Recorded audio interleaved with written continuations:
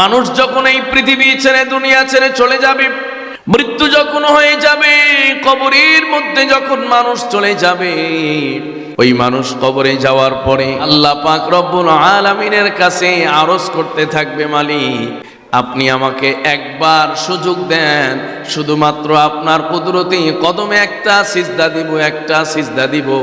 আল্লাহ পাক রব্বুল আলামিনের তরফ থেকে বান্দাকে জানানো হবে, গোলাম এই জগতে তোমাকে একটা সিজদা দেওয়ার পর্যন্ত সময় দেওয়া হবে না। তোমাকে তো দুনিয়ার জীবনে আমি 60 বছর 70 বছরের হায়াত দিয়েছিলাম, চাইলে তুমি সেই জীবনটাতে একটা নয় কোটি কোটি হাজার হাজার সিজদা দিতে পারতে, সেই সময়টাকে তুমি কাজে লাগাও নাই। এজন্য এই সুযোগ আর দ্বিতীয়বার দেওয়া হবে না। কবরের জগতে চিৎকার চিৎকার চেঁচামেচি করে কোনো লাভ হবে না, একটা সিজদা দেওয়ার সুযোগ তোমাকে দেওয়া হবে না, ঠিক কি না? এজন্য আল্লাহ পাক রব্বুল আলামিন এই হায়াতটা আমাদেরকে দিয়েছেন। এই হায়াত কেবলমাত্র আমাকে আর আপনাকে দান করা হয়েছে দুনিয়ার জীবনে। আমি আর আপনি যেন এই হায়াতটাকে কাজে লাগিয়ে, হায়াতটাকে ব্যবহার করে আখেরাতের সেই অনন্ত অসীমকালের জান্নাত অর্জন করতে পারি।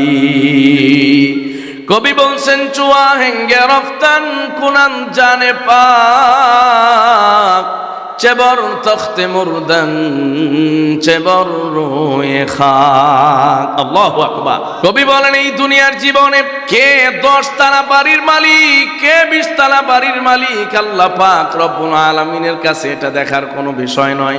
কে গাছতলায় থাকে, কে 10 তলায় থাকে, মালিকের কাছে এটা দেখার কোনো বিষয় নয়। আল্লাহ পাক রব্বুল আলামিন কেবলমাত্র বান্দার ইমানটাকে গ্রহণ করবেন, বান্দার আমলটাকে গ্রহণ করবেন।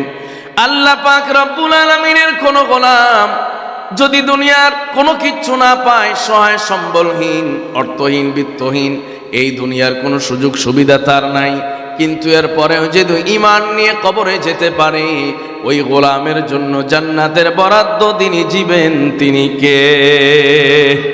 আল্লাহ পাক রব্বুল আলামিনের কাছে তুমুল জনপ্রিয়তার কোনো বেল নাই, কোনো দাম নাই। এই দুনিয়াতে ভাইরাল হয়ে গেলাম, এই দুনিয়াতে সবাই চিনে, সবাই জানে, সবাই সম্মান করে, ইজ্জত করে, স্যালুট দেয়, সালাম দেয়। কিন্তু আল্লাহ পাক রব্বুল আলামিনের আদালতে জমি আমি গ্রহণযোগ্য না হতে পারি, তাহলে আমার দুনিয়ার জীবনের সব অর্জনগুলো বৃথা যাবে, ঠিক কি না? অধ্যকার ঐতিহ্যবাহী দারুল উলুম ইসলামিয়া মাদ্রাসা বাড্ডা, ঢাকার উদ্যোগে আয়োজিত ওয়াজ ও দোয়ার মাহফিলের সম্মানিত মান্যবর সভাপতি, সম্মানিত প্রধান অতিথি, বিশেষ অতিথি, দেগার হাজরাত উলামায়ে কেরাম, সামনে উপস্থিত আমার সম্মানিত প্রিয় দিনী ভাইয়েরা, পর্দার আড়ালে অবস্থানরত আমার মা এবং ভগ্নীরা, সর্বপ্রথম আলোচনার শুরুতেই আমরা সেই রব্বে করিমের দরবারে শুকরিয়া আদায় করছি, যেই মহান রব্বে করিম আমাদেরকে অত্যন্ত দয়া করে, মায়া করে, মহাব্বত করে, ভালোবেসে পবিত্র কোরআনুল কারীমের এই মহতী জালসায় একত্রিত হওয়ার মতো তৌফিক দান করেছেন। এজন্য সেই রব্বে করিমের দরবারে আমরা সকলেই শুকরগুজার হচ্ছি, শুকরিয়া আদায় করছি। হৃদয়ের সবটুকু ভালোবাসাকে উজাড় করে সমস্বরে উচ্চ কণ্ঠে কালিমাতুশ শুকর আদায় করে আলহামদুলিল্লাহ। সমস্ত প্রশংসা একমাত্র কার জন্য? কেউ যেটা পারে না, পারেন কে? রিজিকের মালিক কে? হায়াতের মালিক কে? হেদায়াতের মালিক কে? যিনি মৃত্যু দিতে পারেন তিনি কে? সম্মানিত প্রিয় উপস্থিতি, পবিত্র কোরআনুল কারীমে সূরা ইব্রাহিমের প্রথম আয়াত আপনাদের খেদমতে তেলাওয়াত করেছি। নবী করিম সাল্লাল্লাহু আলাইহি ওয়াসাল্লামের অসংখ্য হাদিস থেকে ছোট্ট একটি হাদিস আপনাদের খেদমতে পাঠ করেছি। পবিত্র কোরআনুল কারীমের এই আয়াত এবং হাদিসের আলোকে আপনাদের খেদমতে সংক্ষিপ্ত পরিসরে কিছু কথা আরজ করতে চাই। যিনি তৌফিক দেওয়ার মালিক তিনি কে? সম্মানিত প্রিয় উপস্থিতি, আল্লাহ পাক রব্বুল আলামিন আমাদেরকে ভালোবেসেছেন, মহাব্বত করেছেন, আমাদের প্রতি নেক দৃষ্টি দিয়েছেন। এই জন্যই তার অসংখ্য অগণিত বান্দা বান্দীদের মধ্য থেকে নির্বাচিত করে বাছাই করে এই কনকনে শীতের মধ্যে এই শীতকে উপেক্ষা করে আমরা এ পর্যন্ত আসতে পেরেছি। কথা বলুন ঠিক কিনা? পবিত্র কোরআনুল কারীমের এক একটি আয়াত, এক একটি হরফ যখন তেলাওয়াত করা হবে, যে ব্যক্তি তেলাওয়াত করবেন আর যে ব্যক্তি শুনবেন, উভয়ের আমল নামায় সমান পরিমাণ সওয়াব জমা হতে থাকবে। জোরে বলুন সুবহানাল্লাহ। পবিত্র কোরআনই একমাত্র এমন কিতাব, যেই কিতাব যিনি পড়েন এবং যিনি শ্রবণ করেন উভয়ই সমপর্যায়ের সওয়াব অর্জন করতে পারেন। সুবহানাল্লাহ। সম্মানিত ভাইয়েরা, পবিত্র কোরআন একমাত্র গ্রন্থ, একমাত্র কিতাব যার স্পর্শে আসলে, যা শ্রবণ করলে মানুষের জন্য যিনি হেদায়াতের দরওয়াজা খুলে দেন তিনি কে? মানুষ তো বোঝে না। মানুষের হায়াত কোন সময় শেষ হয়ে যাবে, আমাকে আর আপনাকে বিদায় নিয়ে চলে যেতে হবে, আমাদের কাছে কোনো নির্দিষ্ট সময় সীমা নির্ধারিত নেই। আওয়াজ করে বলেন ঠিক কিনা? এই যে আজকে বাংলাদেশের সাবেক প্রধানমন্ত্রী দেশনেত্রী বেগম খালেদা জিয়া দুনিয়া থেকে বিদায় নিয়ে চলে গেল, ঠিক কিনা? এই ধারাবাহিকতায় আমাদের সবাইকেই দুনিয়া থেকে বিদায় নিতে হবে। কথা বলুন ঠিক কিনা? তিনি এদেশের প্রধানমন্ত্রী ছিলেন। ব্যক্তিগত জীবনে রাজনীতি করলেও ইসলাম, মানবতা, দেশ এবং মুসলমানদের সাথে তার এক গভীর সম্পর্ক ছিল। কথা বলুন ঠিক কিনা? সম্মানিত প্রিয় ভাইয়ের আমার, তার একটা বড় বৈশিষ্ট্য ছিল, ইসলাম সম্পর্কে কোনো সময় তিনি কটূক্তি করেন নাই। সম্মানিত ভাইয়ের আমার, আল্লাহ পাক যেন আল্লাহ পাকের এই বান্দির দুনিয়ার জীবনের সমস্ত ভুল ত্রুটিগুলোকে মাফ করে জান্নাতবাসী করেন। সবাই বলেন আমিন। একজন ইমানদার হিসাবে আরেকজন ইমানদারের মৃত্যুর পরে তার উত্তম এবং ভালো কার্যাবলীকে উল্লেখ করা এবং দোয়া করাই ইসলামের নির্দেশনা। নবীজি বলেছেন, উযকুরু মাহাসিনা মাউতাকুম, তোমরা তোমাদের মৃত ব্যক্তিদের ভালো কথাগুলো, ভালো গুণগুলো আলোচনা করো। সম্মানিত ভাইয়েরা, এবং এদেশের একজন কুখ্যাত নাস্তিক এবং আল্লাহ বিরোধী এবং ধর্ম বিরোধী তসলিমা নাসরিন, যার অসংখ্য বই এই বেগম জিয়া ব্যান করে দিয়েছে, এবং এদেশের তাওহীদি জনতার দাবির ভিত্তিতে এদেশ থেকে তসলিমা নাসরিন এই বেগম খালেদা জিয়ার আমলেই পালাতে বাধ্য হয়েছিল। কথা বলেন ঠিক কিনা? এই ব্যাপারে তার অবদান আছে। আল্লাহ পাক যেন কমপক্ষে এই নাস্তিক বিতাড়িত করার ব্যাপারে তার যে ভূমিকা, এটাকে কবুল করে তাকে মাফ করে দেন। সবাই বলেন আমিন। আমাদের যাদের আপনজন দুনিয়া ছেড়ে বিদায় নিয়েছেন, আল্লাহ পাক যেন তাদেরকেও মাফ করে জান্নাতবাসী করেন। সবাই বলেন আমিন। সম্মানিত ভাইয়েরা, এই জন্য হায়াত কখন আমার শেষ হয়ে যাবে আমি বলতে পারি না। কোটি কোটি টাকা ব্যয় করেও 1 মিনিট আমাকে আর আপনাকে দুনিয়াতে কেউ রাখতে পারবে না। কথা বলুন ঠিক কিনা? এই হায়াতটাকে যদি আমরা কাজে লাগাই, 10 মিনিটের হায়াত, 5 মিনিটের হায়াত, সংক্ষিপ্ত সময়ের জীবনটা, জিন্দেগিটা আমার আপনার পরকালের অনন্ত অসীমকালের জীবনের জন্য সুখের জান্নাত তৈরি করে দিতে পারে। কথা বলুন ঠিক কিনা? কারণ হলো, যখন আমি আর আপনি আমার হায়াতের, আমার জীবনের এই সংক্ষিপ্ত সময় থেকে একটু সময় যদি দ্বীনের জন্য ব্যয় করতে পারি, কোরআনের জন্য ব্যয় করতে পারি, ইসলামের জন্য ব্যয় করতে পারি, আল্লাহকে রাজি খুশি করার জন্য যদি আমরা ব্যয় করতে পারি, এই সময়টাই আমার আপনার আমলনামায় কাউন্ট করা হবে। আমার আপনার আমলনামায় এই সময়টাকে লিপিবদ্ধ করে রাখা হবে, এই সময়টাকে সেভ করে রাখা হবে। কঠিন কিয়ামতের ময়দানে আল্লাহ পাক চাইলে এই সামান্য সময়টা কোরআনের পেছনে ব্যয় করার জন্য এটাকে নাজাতের ওসিলা বানিয়ে আমাকে আর আপনাকে জান্নাত দিতে পারেন, ঠিক কি না?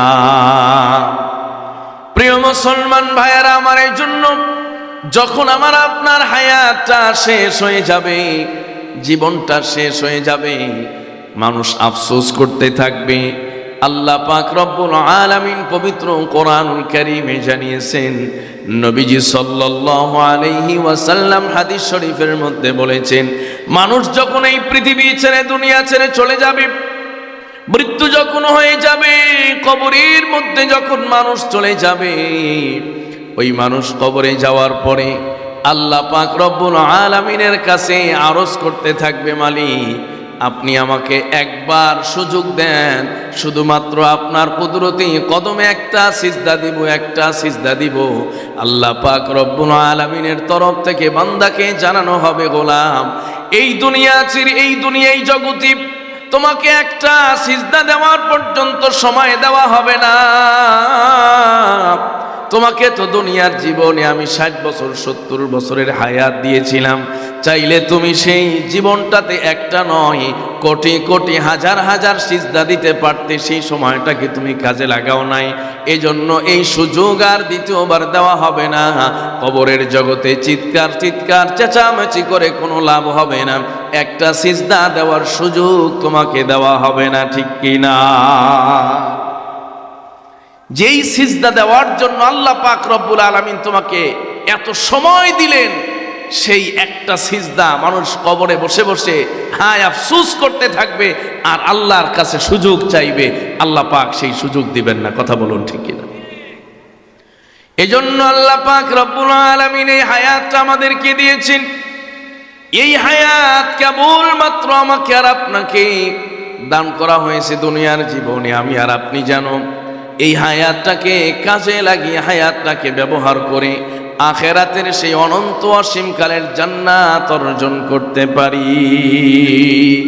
কবি বলছেন, চুয়া হেঙ্গে রফতান কুনান জানে পাক, চেবর তখতে মুরদান চেবর রোয়ে খাক। আল্লাহু আকবার। কবি বলেন, এই দুনিয়ার জীবনে কে 10 তলা বাড়ির মালিক, কে 20 তলা বাড়ির মালিক, আল্লাহ পাক রব্বুল আলামিনের কাছে এটা দেখার কোনো বিষয় নয়। কে গাছতলায় থাকে, কে 10 তলায় থাকে, মালিকের কাছে এটা দেখার কোনো বিষয় নয়। আল্লাহ পাক রব্বুল আলামিন কেবলমাত্র বান্দার ইমানটাকে গ্রহণ করবেন, বান্দার আমলটাকে গ্রহণ করবেন। আল্লাহ পাক রব্বুল আলামিনের কোনো গোলাম যদি দুনিয়ার কোনো কিচ্ছু না পায়, সহায় সম্বলহীন, অর্থহীন, বিত্তহীন, এই দুনিয়ার কোনো সুযোগ সুবিধা তার নাই, কিন্তু এরপরেও যদি ঈমান নিয়ে কবরে যেতে পারে, ওই গোলামের জন্য জান্নাতের বরাদ্দ তিনি দিবেন। তিনি কে? আর একটু আওয়াজ করে বলুন, তিনি কে? আল্লাহ পাক রব্বুল আলামিনের কাছে তুমুল জনপ্রিয়তার কোনো বেল নাই, কোনো দাম নাই। এই দুনিয়াতে ভাইরাল হয়ে গেলাম, এই দুনিয়াতে সবাই চিনে, সবাই জানে, সবাই সম্মান করে, ইজ্জত করে, স্যালুট দেয়, সালাম দেয়। কিন্তু আল্লাহ পাক রব্বুল আলামিনের আদালতে জমি আমি গ্রহণযোগ্য না হতে পারি, তাহলে আমার দুনিয়ার জীবনের সব অর্জনগুলো বৃথা যাবে, ঠিক কি না? এই জন্য সেই আল্লাহকে পাওয়ার জন্য, আল্লাহকে রাজি খুশি করার জন্য পবিত্র কোরআনের এই মজলিসে আমরা বসতে পেরেছি, এই জন্য আমরা খুশি না বেজার? সম্মানিত ভাইয়েরা, আল্লাহ পাক রব্বুল আলামিন পবিত্র কোরআনুল কারীমে বলেন, কিতাবুন আনজালনাহু ইলাইকা লিতুখরিজান নাস মিনাল যুলুমাতি ইলান নূর। আল্লাহ পাক রব্বুল আলামিন বলেন, নবী আমি আপনার উপরে এমন এক কিতাব নাজিল করেছি, এমন এক কিতাব আমি আপনাকে দান করেছি, আপনার উপরে নাজিল করেছি। এই কিতাব হলো কোরআন। এই কোরআন যারা পড়বে, কোরআন অনুযায়ী যারা জীবন পরিচালনা করবে, আল্লাহ পাক রব্বুল আলামিন ওয়াদা দিয়েছেন এই কোরআন তাদেরকে অন্ধকার থেকে তথা গোমরাহি থেকে আলোর পথে মানে হেদায়েতের পথে পরিচালনা করবেন। সুবহানাল্লাহ। এই কোরআনের সংস্পর্শে আমরা আসতে পেরেছি। আবার পড়ি আলহামদুলিল্লাহ।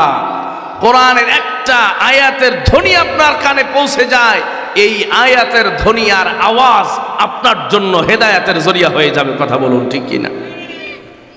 অসংখ্য ঘটনা আছে, ইতিহাস আছে যে কাট্টা কাফের ইসলামের সবচেয়ে বড় শত্রু শুধুমাত্র কোরআনের একটি আয়াত শ্রবণ করেছে, আর তার জন্য যিনি হেদায়েতের দরওয়াজা খুলে দিয়েছেন তিনি কে?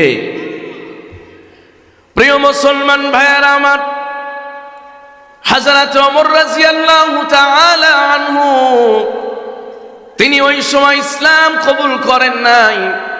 ওই সময় তিনি ইসলামের সবচাইতে বড় শত্রু, ইসলামের সবচাইতে বড় দুশমন। নবীজির যদি একজন জানি দুশমন থাকে, প্রাণের দুশমন থাকে, তিনি হলেন হযরত ওমর। আল্লাহ পাক রব্বুল আলামিন এই হযরত ওমরকে হেদায়েত দান করলেন। নবী করিম সাল্লাল্লাহু আলাইহি ওয়াসাল্লাম দাওয়াতের কাজ করতে গিয়া, ইমানের দাওয়াত দিতে গিয়া যখনই মক্কায় কুরাইশের কাফেরদের দ্বারা নির্যাতিত, নিপীড়িত এবং লাঞ্ছিত হতে লাগলেন, অনেক বেশি নির্যাতন, নিপীড়ন এবং লাঞ্ছনা সহ্য করার পরেও আমার নবীজি আল্লাহ পাক রব্বুল আলামিনের কাছে দোয়া করলেন, আল্লাহ আপনি চাইলেন এই মক্কার দুইজন মানুষ, একজন হলো আবু জাহাল যার নাম ছিল আবুল হাকাম, আর একজন হলো হযরত ওমর ইবনুল খাত্তাব। এই দুইজন মানুষ, এই দুইজনের যে কোনো একজনকে আপনি ইমানদার বানিয়ে ইসলামের খাদেম বানায়া দেন। আল্লাহু আকবার। নবীজি সাল্লাল্লাহু আলাইহি ওয়াসাল্লাম যখন এই দোয়া করেছেন, এই দোয়াটা যিনি কবুল করে নিয়েছেন তিনি কে? নবীজি আমার এই দোয়া করেছেন, আল্লাহ পাক রব্বুল আলামিনের দরবারে দোয়াটা পৌঁছে গেছে। হযরতে ওমর রাদিয়াল্লাহু তাআলা আনহু, যেই মানুষটা নবীজির সব চাইতে বড় শত্রু, তার জন্য আমার রাসূল হেদায়েতের দোয়া করেছেন। কথা বলুন ঠিক কিনা? কেমন দামি নবী আমাদের, কেমন দামি আর মায়ার নবী আমাদের, যেই মানুষটা নবীজির সব চাইতে বড় শত্রু, তার জন্য তিনি হেদায়েতের দোয়া করেছেন। আল্লাহু আকবার। আর আমাদের তো সামান্য কেউ একটু কষ্ট দিলে আমরা তাকে সারা জীবন মাফ করতে চাই না। কথা কোন ঠিক কিনা? এই জন্য রহমান দয়াময় আল্লাহ পাক রব্বুল আলামিনের ক্ষমা পাইতে হলে আপনাকেও ক্ষমা করার গুণ অর্জন করতে হবে। কথা কোন ঠিক কিনা? নবীজি সাল্লাল্লাহু আলাইহি ওয়াসাল্লাম হযরত ওমর রাদিয়াল্লাহু তাআলা আনহুর জন্য দোয়া করলেন, মালিক আল্লাহর আপনার এই দুই গোলামের যে কোনো একজনকে হেদায়েত দিয়ে দেন, ইসলামের ধারক বাহক বানায় দেন। হযরত ওমর রাদিয়াল্লাহু তাআলা আনহু এত বড় ইসলামের দুশমন, নবীজির দুশমন, স্বয়ং নবী করিম সাল্লাল্লাহু আলাইহি সাল্লামকে হত্যা করার উদ্দেশ্যে, গর্দান উড়িয়ে দেওয়ার উদ্দেশ্যে নবীজির বাড়ির দিকে রওনা হয়েছেন। প্রতিমধ্যে একজনের সঙ্গে, নুআইম ইবনে আব্দুল্লাহর সঙ্গে দেখা হয়ে গেল। ওই বেচারা বলতেছে, ওমর তুমি কোথায় যাও? কোন জায়গায় যাচ্ছ নাঙ্গা তলোয়ার নিয়ে? হযরত ওমর বললেন, শোনো, আমার সব চাইতে বড় শত্রু, এই দুনিয়া থেকে তাকে উৎখাত করে দেব, চিরতরে বিদায় করে দেব। নুআইম ইবনে আব্দুল্লাহ বললেন, কোন তোমার সেই বড় শত্রু যাকে তুমি দুনিয়া থেকে বিদায় করতে চাও? হযরত ওমর ইবনুল খাত্তাব বললেন, মুহাম্মদ ইবনে আব্দুল্লাহকে আমি দুনিয়া থেকে বিদায় করে দিতে চাই। সঙ্গে সঙ্গে নুআইম ইবনে আব্দুল্লাহ বলতেছে, ওমর তোমার বাড়ির খবরটা আগে নাও, তোমার বাড়িতেই তো ইসলাম প্রবেশ করেছে। ইতিপূর্বে আমি লক্ষ্য করলাম তোমার আপন বোন আর তোমার ভগ্নিপতি কালিমা পড়ে মুহাম্মাদের হাতে ইসলাম কবুল করেছে। সুবহানাল্লাহ। ইসলাম এভাবেই এসেছে, যেখানে ইসলামের বাতিকে নিভিয়ে দেওয়ার জন্য চেষ্টা করা হয়েছে, ওখানে ইসলামের পতাকা যিনি উড়িয়েছেন তিনি কে? তায়েফের ময়দানে নবীজিকে দুনিয়া থেকে বিদায় করে দেওয়ার জন্য ষড়যন্ত্র হয়েছে, হত্যা করার জন্য দুষ্ট কাফেরদেরকে লেলিয়ে দেওয়া হয়েছে। ওই তায়েফের ময়দানেই আল্লাহ পাক ইসলামের পতাকা চালু করেছেন। কথা বলুন ঠিক কিনা? যেখানেই ইসলামের বিরোধিতা হয়েছে সেখানেই আল্লাহ পাক রব্বুল আলামিন ইসলামের পতাকাকে উড্ডীন করেছেন। যেই মানুষটা দেখা গেছে ইসলামের বিপক্ষে কথা বলেছে, অল্প সময়ের ব্যবধানে যদি কোনোদিন সে এরকম মজলিসে আসার সুযোগ পেয়েছে, ওই গোলাম ইসলামের খাদেম হয়ে গেছে। কথা বলুন ঠিক কিনা? প্রিয় মুসলমান ভাইয়েরা আমার, হযরত ওমর রাদিয়াল্লাহু তাআলা আনহু তার দিক পরিবর্তন করে নবীজির বাসার দিকে না যেয়ে নিজের বোনের বাসার দিকে রওনা করলেন। কারণ এখন তো মাথায় হাত, নিজের বোন, নিজের ভগ্নিপতি ইসলাম কবুল করে ফেলেছে। হযরত ওমর যখন নিজের ভগ্নিপতির বাসার গেটের সামনে চলে গেলেন, আওয়াজ, ভেতর থেকে আওয়াজ আসলো, পবিত্র কোরআনুল কারীমের আওয়াজ। ভেতরে কেমন যেন কয়েকজন মিলে তালিম করতেছে, কোরআন শরীফ তেলাওয়াত করতেছে। হযরতে ওমরের কানের মধ্যে যখনই কোরআনুল কারীমের তেলাওয়াতের আওয়াজ পৌঁছে গেছে, অন্তরের মধ্যে যিনি হেদায়েতের আলো জ্বালিয়ে দিয়েছেন তিনি কে? হযরতে ওমর রাদিয়াল্লাহু তাআলা আনহু যখনই কানের মধ্যে কোরআনুল কারীমের তেলাওয়াতের আওয়াজ চলে আসছে, দরওয়াজায় নক করলেন। কে, কি ব্যাপার, ভিতরে তোমরা কি করো? হযরতে ওমরের বোন দরজা খুলতে চান না, কারণ ভাইয়ের কণ্ঠের আওয়াজ শুনে তিনি ভয় পেয়ে গেছেন। কিছুক্ষণ করে জোরাজুরির পরে যখন ধাক্কাধাক্কির পরে দরওয়াজা খুলে দিলেন, হযরতে ওমর ভেতরে প্রবেশ করলেন। বোনের হাতে কি আছে এটা নেওয়ার জন্য ধস্তাধস্তি করলেন, বোনকে প্রহার করলেন। হযরতে ওমর রাদিয়াল্লাহু তাআলা আনহু সর্বশেষ বোনের শরীর থেকে যখন রক্ত দেখলেন, মায়ের আঘাতে রক্ত বের হয়ে গেছে, বললেন যে তোমরা কি করতেছিলে?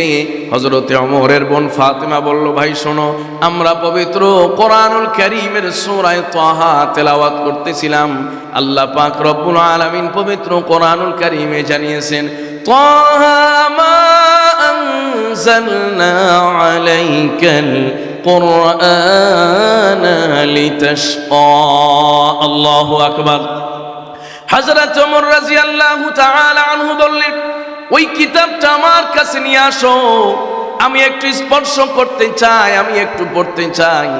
হযরতে ওমরের বোন বললেন, দেখো, এই মুহূর্তে তুমি কাফের হওয়ার কারণে তুমি নাপাক, এই কোরআনটাকে স্পর্শ করা যাবে না। এই কোরআন স্পর্শ করতে চাইলে ঈমান কবুল করতে হবে।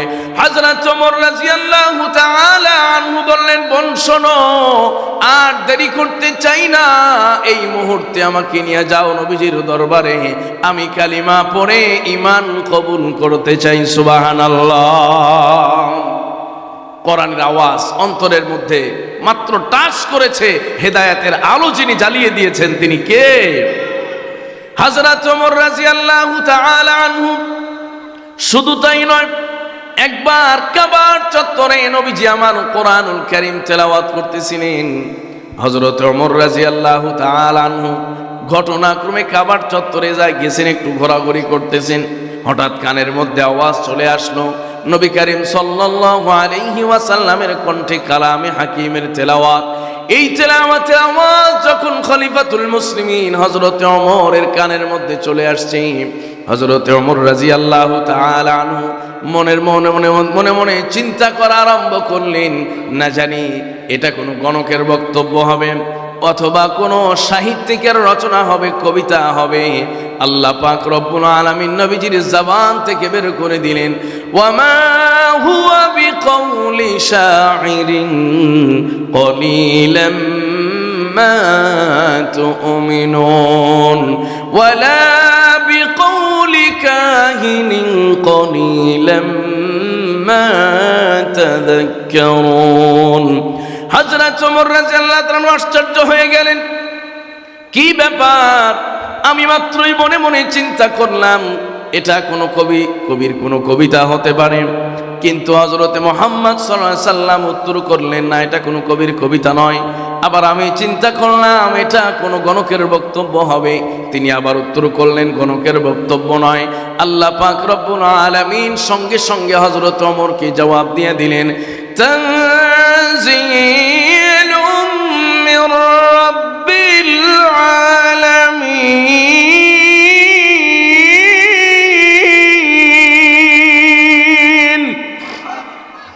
আল্লাহ পাক রব্বুল আলামিন জানাইলেন যে ওমর, তোমার যেই ধারণা সেই ধারণা ঠিক নয়, তোমার ধারণা কিন্তু সঠিক নয়। বরং এই কোরআনের পরিচয় আল্লাহ পাক দিয়ে দিলেন, এই কোরআন যিনি নাজিল করেছেন তিনি কে। হযরত ওমরের অন্তরের মধ্যে আরো বেশি পেরেশানি শুরু হয়ে গেল। আল্লাহ, এ কেমন কোরআন যে আমি যা বলি আমার মনের কথাও সেই কোরআন জানে। আল্লাহু আকবার। কারণ এই কোরআন তো ওই কিতাব, যেই কিতাব এমনভাবে আল্লাহ পাক রব্বুল আলামিন নাজিল করেছেন, বান্দার জীবনের যা কিছু প্রয়োজন সব কিছু এখানে ঢেলে দিয়ে রেখেছেন। কথা বলুন ঠিক কিনা? ওমর রাদিয়াল্লাহু তাআলা আনহুর মনের মধ্যে এই যে দুই জায়গায় কোরআনুল কারীমের তেলাওয়াত শুনলেন, আয়াত শুনলেন, আওয়াজ শুনলেন, অন্তরের মধ্যে হেদায়েতের জন্য আগুন জ্বলতেছে, হেদায়েতের জন্য আগুন জ্বলা শুরু হয়ে গেছে। হযরত ওমর রাদিয়াল্লাহু তাআলা আনহু বোনকে বললেন, বোন, এই ঘটনার আগে কাবার চত্বরে হযরত ওমর কোরআন তেলাওয়াত শুনেছিলেন। হযরত ওমর বলতেছেন, যাও আমাকে নিয়ে নবীজির কাছে, এই মুহূর্তে আমি কালিমা পড়ে ঈমান কবুল করতে চাই। সুবহানাল্লাহ। হযরত ওমর রাদিয়াল্লাহু তাআলা আনহু বোনের সঙ্গে করে রওনা করলেন। হাতে নাঙ্গা তরোয়ার নিয়ে যখন রওনা করেছেন, নবী করিম সাল্লাল্লাহু আলাইহি ওয়াসাল্লাম সাহাবায়ে কেরামকে নিয়ে বসে আছেন। তালিম হচ্ছে, মাশওয়ারা হচ্ছে, মুযাকারা হচ্ছে। সাহাবায়ে কেরাম লক্ষ্য করলেন হযরত ওমর নবীজির বাসার দিকে চলে আসতেছে। সাহাবায়ে কেরাম বললেন, ইয়া রাসূলুল্লাহ, ইয়া হাবিবাল্লাহ, ওই যে দেখা যায় ওমর আসতেছে, না জানি আপনার বড় কোনো ক্ষতি করে ফেলবে, তার হাতের মধ্যে নাঙ্গা তলোয়ার দেখা যায়। নবী করিম সাল্লাল্লাহু আলাইহি ওয়াসাল্লাম কামরা থেকে বের হয়ে আসলেন, ঘর থেকে বের হয়ে আসলেন। আসার পরে আমার নবীজি খেয়াল করলেন, এই যে তলোয়ার নিয়ে হযরত ওমর নবীজির দিকে ধেয়ে আসতেছে। সাহাবায়ে কেরাম বারবার বুঝাইলেন, ইয়া রাসূলুল্লাহ, আপনি নিজেকে গোপন করে নেন, আত্মগোপনে চলে যান, এই ওমর হয়তো আপনার কোনো ক্ষতি করে ফেলতে পারে। নবী করিম সাল্লাল্লাহু আলাইহি ওয়াসাল্লাম বললেন, আমার সাহাবীরা শোনো, আজকের ওমর আর কালকের ওমর কিন্তু এক ওমর নয়। আল্লাহু আকবার।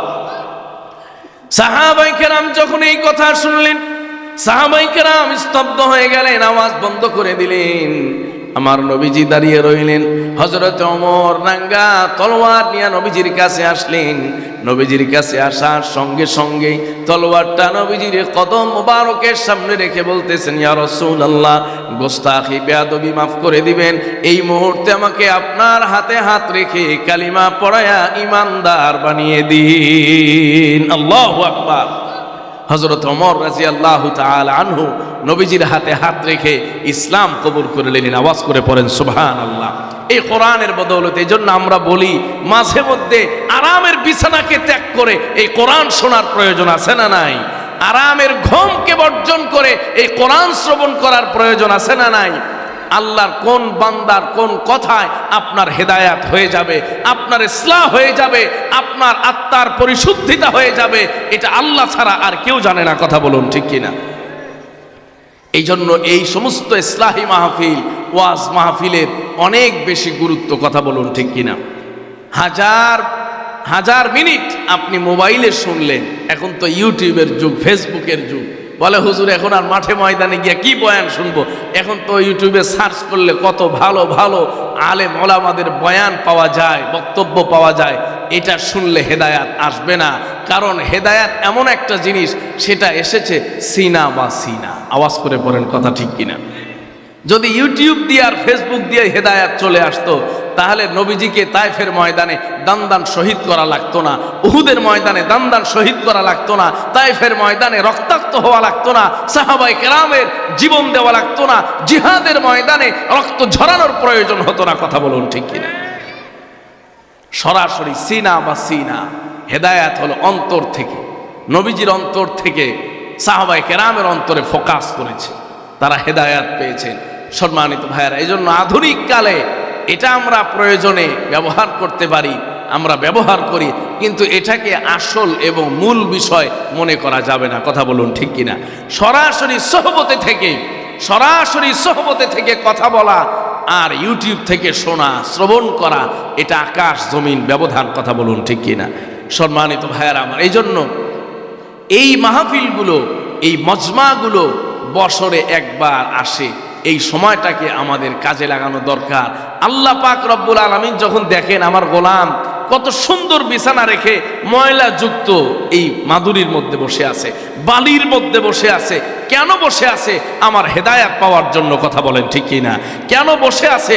আমি মালিককে পাওয়ার জন্য। কেন বসে আছে? আমি আল্লাহকে রাজি খুশি করার জন্য। কেন বসে আছে? আমি আল্লাহর মহাব্বতে। কেন বসে আছে? আমার রাসূলের মহাব্বতে। কেন বসে আছে? কোরআনের মহাব্বতে। কেন বসে আছে? দ্বীনের মহাব্বতে। কেন বসে আছে? উলামায়ে কেরামের মহাব্বতে। কেন বসে আছে? ঈমানের তাকিদে। কেন বসে আছে? দ্বীনের তাকিদে। স্বয়ং আল্লাহর আরশ খুশি হয়ে যায়। কথা বলুন ঠিক কি না? সম্মানিত ভাইরা, স্বয়ং আল্লাহর আরশ খুশি হয়ে যায়। সামান্য এই কোরবানির দ্বারা আমার আপনার হেদায়েতের জরিয়া হয়ে যেতে পারে। কথা বলুন ঠিক কি না?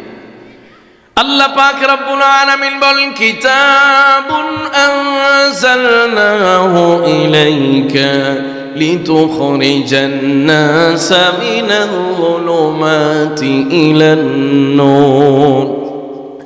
আল্লাহ পাক রব্বুল আলামিন বলেছেন, এই কিতাব নবী আপনাকে দান করেছি লিতুখরিজান নাসা মিনাল যুলুমাতি ইলান নূর।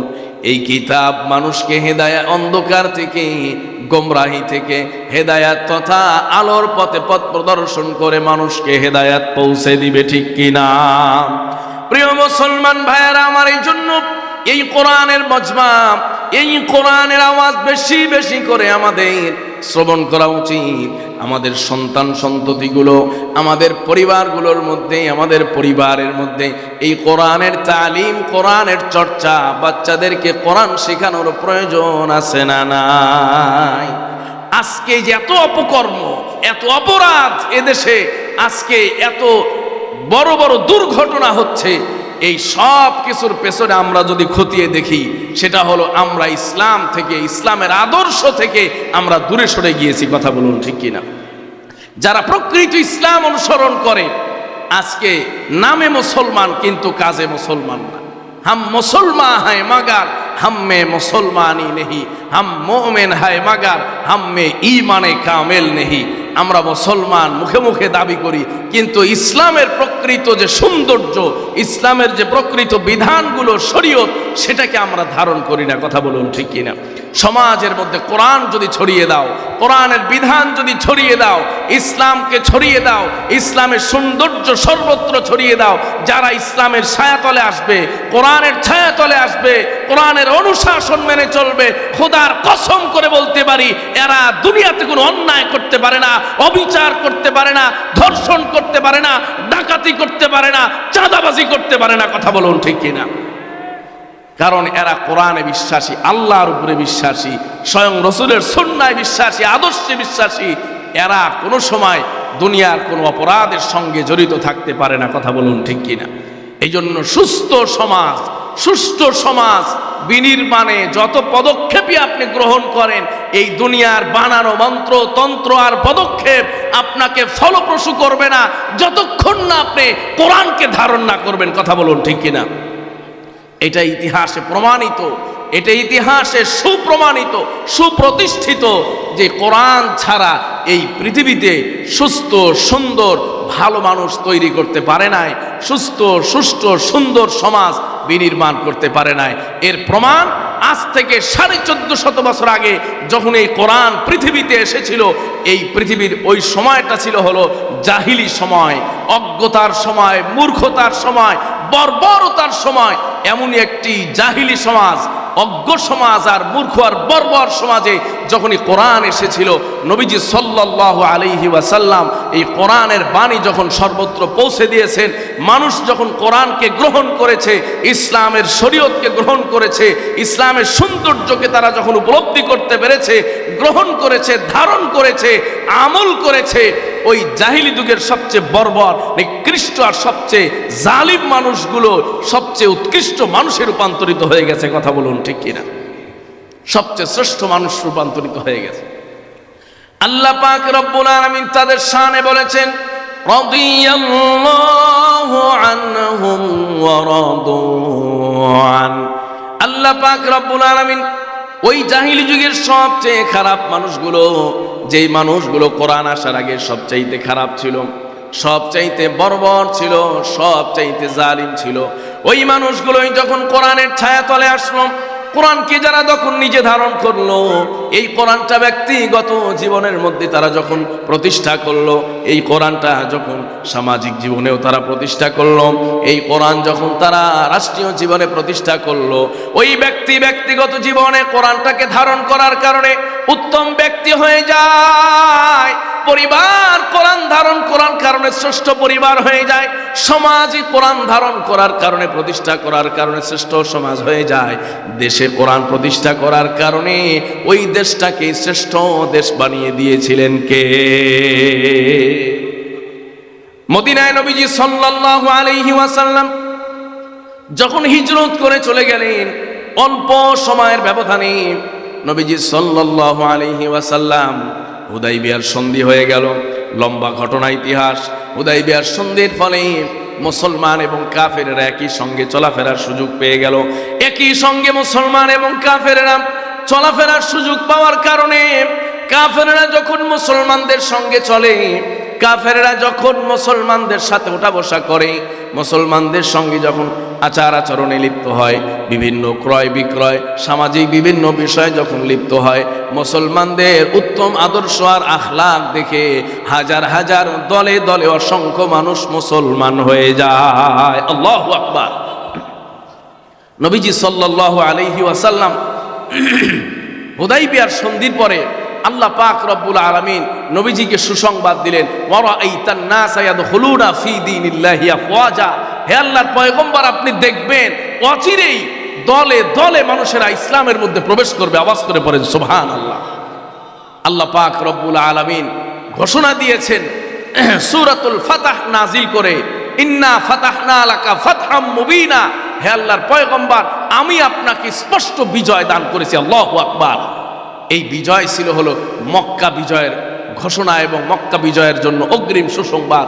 হুদাইবিয়ার সন্ধির মাধ্যমে মুসলমানেরা যখন কাফেররা যখন মুসলমানদের সাথে ওঠা বসা করার সুযোগ পাইল, একজন কাফের মুসলমানদের সাথে ওঠা বসা করার সুযোগ পাওয়ায় দেখলো যে না, এতদিন পর্যন্ত আমরা মুসলমানদের ব্যাপারে যা শুনেছি এই সব কিছু মিথ্যা, মুসলমানদের চেয়ে আদর্শ কোনো মানুষ এই পৃথিবীতে হতে পারে না। আল্লাহু আকবার। সাথে সাথে তারা ইসলাম কবুল করে নিয়েছে। সুবহানাল্লাহ। সম্মানিত ভাইয়েরা আমার, আজকে আমরা মুসলমান, কিন্তু আমাদের চরিত্র, আমাদের আখলাক, আমাদের অভ্যাস, আমাদের আচার আচরণ এত বেশি খারাপ হয়ে গেছে, এত অধপতনের দিকে গেছে যে আমাদের আচার আচরণে একজন অমুসলিম মুসলমান হবে তো দূরের কথা, আরো ইসলাম থেকে দূরে সরে যায়। কথা বলুন, ঠিক কিনা? এই জন্য বর্তমান মুসলমানদের আচার আচরণ আর আমাদের পূর্বসূরি মুসলমানদের আচার আচরণ আকাশ পাতাল ডিফারেন্স। কারণ তারা নামে মুসলমান ছিলেন না, তারা ছিলেন কাজে মুসলমান। আমরা হলো নামে মুসলমান, কিন্তু আমাদের কোনো কাজ নাই। জুমার দিন আসলে আমরা একদিন হয়তো হাজিরা দেই টুপি মাথায় দিয়া, আর এই যে টুপি খুলে রাখি, আর ইসলামকে তো আগেই খুলে রাখছি। কথা বলেন, ঠিক কিনা? প্রিয় মুসলমান ভাইয়েরা আমার, এই জন্য আমাদেরকে ফিরে যেতে হবে সেই আমাদের পূর্বসূরি ইমানদার মুসলমানদের কাছে, যাদের আদর্শ, যাদের চরিত্র, যাদের আখলাক এত বেশি ভালো ছিল, যাদের ঈমান, যাদের আমল, যাদের তাকওয়া পরহেজগারি এত বেশি উন্নত। একজন স্বয়ং এই যে জঙ্গলের বাঘ পর্যন্ত, জঙ্গলের হিংস্র প্রাণী পর্যন্ত মুসলমানদেরকে রাস্তা ছেড়ে দিতে বাধ্য হয়েছিল, ঠিক কিনা? তারা ছিল সেই ঈমানদার, যেই ঈমানের তাকাত আর ঈমানের শক্তি এত বেশি ছিল যে তারা যদি হিংস্র প্রাণীর সামনে দাঁড়িয়ে নিজেদেরকে মুসলমান পরিচয় দিয়েছে, হিংস্র প্রাণীরাও তাদের রাস্তা ছেড়ে দিতে বাধ্য হয়েছে। আল্লাহু আকবার।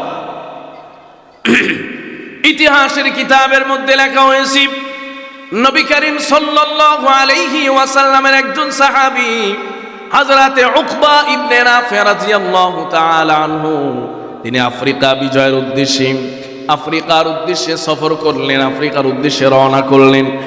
নবীজি সাল্লাল্লাহু আলাইহি সাল্লামের কয়েকজন সাহাবীদের একটা বড় দল নিয়ে আফ্রিকার জঙ্গলের উদ্দেশ্যে রওনা করলেন। যখনই আফ্রিকার জঙ্গলের কাছাকাছি একদম পৌঁছে গেলেন, ওই সময় সন্ধ্যা ঘনিয়ে এসেছে।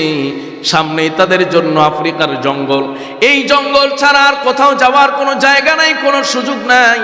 পেছনেই হলো পানি, সেখানে নদীতে তো থাকা যাবে না, সামনেই হলো সেই আফ্রিকার জঙ্গল। হযরতে উকবা ইবনে নাফে রাদিয়াল্লাহু তাআলা আনহু সাহাবীদেরকে নিয়ে পরামর্শ করলেন, এই যে অন্ধকার রাত নেমে আসতেছি, এই গভীর রাতে এই জঙ্গলটা আমাদের জন্য নিরাপদ কিনা? আমরা যদি রাত্রিবেলা এই জঙ্গলে অবস্থান করি আমাদের জন্য কি অবস্থা হবে, আমাদের জন্য কি হতে পারে? সাহাবায়ে কেরাম পরামর্শ দিলেন, আমরা তো ঈমানের জন্য এসেছি, দিন বিজয়ের জন্য এসেছি, দিনের দাওয়াত নিয়ে এসেছি, সুতরাং আমরা এখান থেকে অন্য কোথাও যাব না। আমরা আজকে রাত্রিবেলায় আফ্রিকার জঙ্গলে অবস্থান করব। অনেকেই বললেন আফ্রিকার জঙ্গলে হিংস্র প্রাণী আছে, সাপ বিচ্ছু আছে, তারা আমাদেরকে দংশন করবে। সাহাবায়ে কেরাম বললেন, না, দিনের জন্য আমরা এসেছি, আল্লাহর দিন বিজয়ের জন্য এসেছি। আমরা ইমানদার কাফের মুসলিম মুশরিকদেরকেই ভয় পাই না, হিংস্র প্রাণীদেরকে ভয় পাওয়ার কোনো অর্থ হতে পারে না, ঠিক কিনা? হযরত উকবা ইবনে নাফি পরামর্শ করলেন, সাহাবায়ে কেরাম পরামর্শ দিলেন, আমরা এই রাত্রিবেলায় এই জঙ্গলে অবস্থান করব, আর এই রাত্রিবেলায় জঙ্গল ছেড়ে কোথাও যাব না। হযরতে উকবা ইবনে নাফি বললেন, তাহলে কি করা যায়? বললেন, আপনি একটা বয়ান দেন, একটা ভাষণ দিয়ে দেন, যেন এই বন জঙ্গলের যত প্রাণী আছে, হিংস্র প্রাণীগুলো আছে, এখান থেকে সরে যায়, আমরা যেন আরামে নিরাপদে বসবাস করতে পারি, রাত্রি যাপন করতে পারি। হযরত উকবা ইবনে নাফি জঙ্গলের মধ্যে দাঁড়িয়ে একটা ভাষণ দিলেন, আইয়াতুহাল হাশারাতু ওয়াস-সিবাউ নাহনু আসহাবু রাসূলিল্লাহি সাল্লাল্লাহু আলাইহি ওয়াসাল্লাম ফারহালু ইন্নানা নাসিলুন। হযরত উকবা ইবনে নাফি বললেন, শোনো, বন জঙ্গলের প্রাণীগুলো হিংস্র প্রাণী, আমরা কিন্তু মুসলমান, মদিনার নবীর উম্মত, মদিনার নবীর সাহাবী, ইমানের তাকিদে দিন বিজয়ের জন্য দিনের দাওয়াত নিয়ে এখানে এসেছি। এই আফ্রিকার জঙ্গল ছাড়া আমাদের অন্যত্র যাওয়ার কোনো পথ নাই, যাওয়ার কোনো সুযোগ নাই। আমরা নিয়ত করেছি এখানে অবস্থান করব, অন্যত্র কোথাও যাব না। সুতরাং তোমরা এখানে যারা অবস্থান করছো, এই এরিয়াটা আমাদেরকে ছেড়ে দিতে হবে, এই এরিয়ায় থাকা যাবে না, এই এরিয়ায় আমরা রাত্রিবেলায় অবস্থান করব। এই বয়ান যখন, এই বক্তব্য যখন দিলেন, খুতবা দিয়া দিলেন, কিতাবের মধ্যে এসেছে বাঘ এক জায়গায় সিরিয়াল ধরলো, সাপ এক জায়গায় সিরিয়াল ধরলো, বিচ্ছু পোকামাকড়গুলো আরেক সিরিয়াল ধরে, এভাবে সারিতে সারিতে হিংস্র প্রাণীগুলো ওই এরিয়া ছেড়ে জঙ্গলের ভেতরে চলে যায়। আল্লাহু আকবার। সাহাবায়ে কেরাম যখন দেখলেন এমন অবস্থা, ওই সময় ওই এরিয়াটুকুর মধ্যেই নিজেরা রাত্রি যাপন করলেন, নিজেরা রাত্রি অতিবাহিত করলেন। কিন্তু একজন সাহাবীকেও এই জঙ্গলের একটা হিংস্র প্রাণী পর্যন্ত দিকে তাকায় না। আল্লাহু আকবার। সকাল হয়ে গেল, সাহাবায়ে কেরাম এই জঙ্গল পার হয়ে চলে আসবেন। যখনই আবার জঙ্গলের ভেতর দিয়া রওনা করেছেন, রাস্তা চিনেন না, অপরিচিত এলাকা, আবার জঙ্গল এলাকা, এই জঙ্গলের মাঝে অপরিচিত এলাকায় যখনই বের হয়েছেন, সকালবেলা একজন ক্ষুধার্ত বাঘ, একটা ক্ষুধার্ত বাঘ সাহাবায়ে কেরামের সামনে এসেছে। বাঘ মনে করেছে এই তো আমার খাবার পেয়ে গেছি, মানুষ পেয়ে গেছি। বাঘ আক্রমণাত্মক ভঙ্গিতে সাহাবায়ে কেরামের দিকে যখনই তাকিয়েছে, সঙ্গে সঙ্গে সাহাবায়ে কেরাম বাঘের সামনে পরিচয় দিয়েছে, নাহনু আসহাবু রাসূলিল্লাহি সাল্লাল্লাহু আলাইহি ওয়াসাল্লাম। ওরে বাঘ, তুমি হয়তো আক্রমণ করার জন্য আমাদের দিকে ধেয়ে আসছো, তোমরা তো আমাদের পরিচয় জানো না, আমরা হলাম মুসলমান, মদিনার নবীজির সাহাবী। আল্লাহু আকবার। যে ইমানদারদের পরিচয় শুনলে জঙ্গলের হিংস্র প্রাণী বাঘ পর্যন্ত রাস্তা ছেড়ে দিত, কথা বলুন ঠিক কিনা? আজকে পুরা পৃথিবীতে 200 কোটি প্লাস মুসলমান, এরপরে আপনি Arakan, Kashmir, Chechnya, Bosnia, Rohingya, এরপরে আপনি ফিলিস্তিনের দিকে তাকান, সর্বত্রই কেবলমাত্র ইমানদাররা নির্যাতিত হচ্ছে, নিপীড়িত হচ্ছে। এর একমাত্র কারণ হলো আজকে আমরা কোরআন থেকে দূরে সরে গিয়েছি, ইসলাম থেকে দূরে সরে গিয়েছি, নবীজির আদর্শ থেকে দূরে সরে গিয়েছি। আজকেও যদি পুরা পৃথিবীর মুসলমানেরা ইসলামের আদর্শে আদর্শবান হয়, কোরআন ধারণ করে, নবীজির আদর্শ ধারণ করে, খোদার কসম করে বলতে পারি ইউরোপ, আমেরিকা মুসলমানদের পায়ে সিজদা দিতে বাধ্য হবে, কথা বলুন ঠিক কিনা?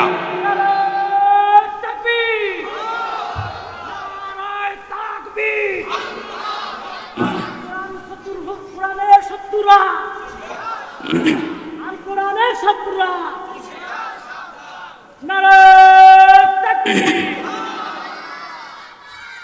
সম্মানিত ভাইয়েরা, এই জন্য সবচেয়ে বেশি দরকার হলো যেটা শুনবো সেটা যেন আমরা আমাদের জীবনে ধারণ করতে পারি। কথা বলুন ঠিক কিনা?